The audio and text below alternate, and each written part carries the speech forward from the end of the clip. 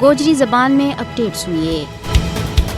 15 सालों का अरसों गुजर जाने के बावजूद समझौता एक्सप्रेस दहशतगर्द हमला का मुतासरीन का अहल खाना इंसाफ को इंतजार कर रहे। 2007 में आज ही के दिहाड़े हिंदुत्वा दहशतगर्दा के जरिए समझौता एक्सप्रेस ट्रेन में बम नस्ब किया गया था, जिसका फटन दे ट्रेन में सवार 68 लोग मारे गया था, जिनमें ज्यादातर पाकिस्तानी था। भारत समझौता एक्सप्रेस का मुतासरीन का वसान इंसाफ देने दे मुसलसल इनकार कर रही है। RSS का कारकुना ने समझौता एक्सप्रेस पर भारतीय जनसंघ की मिली भगत से हमलों किया था। इस सिलसिला में 4 हिंदू दहशतगर्दा के ऊपर जुर्म भी साबित हुआ था, मगर भारतीय अदालत ने चुआ मुजरिमाना इस ड्रावना फैल में मुलवस होने दे और तमाम तर सबूत मिलने के बावजूद हिंदुत्वा रवाबत की वजह से बरी कर देता है। दहशतगर्दी की इस कार्रवाई में मुलवस लोगों को इतनी आसानी के ना बरी होना इस गल को वाजिया सबूत है कि हिंदू इंतहा पसंदाना भारतीय हुकूमत के तहत इस्तिस्ना हासिल है। समझौता एक्सप्रेस धमाका केस में हिंदू दहशतगर्दाना तहफ़्फ़ुज़ देता जाऊन वो फैसलो भारतीय रियासती पॉलिसी को भी अकास है। भारतीय एजेंसियां ने पाकिस्तान दुश्मनी ये अपनी पुरानी रवायत बरकरार रखता हुआ समझौता एक्सप्रेस धमाका में हिंदुत्वा दहशतगर्दा का वाजिया ताल्लुक न नजरअंदाज कर देता है और इसको इल्जाम पाकिस्तान में मुकीम एक ग्रुप के ऊपर लाया गया है। समझौता एक्सप्रेस बम धमाका एक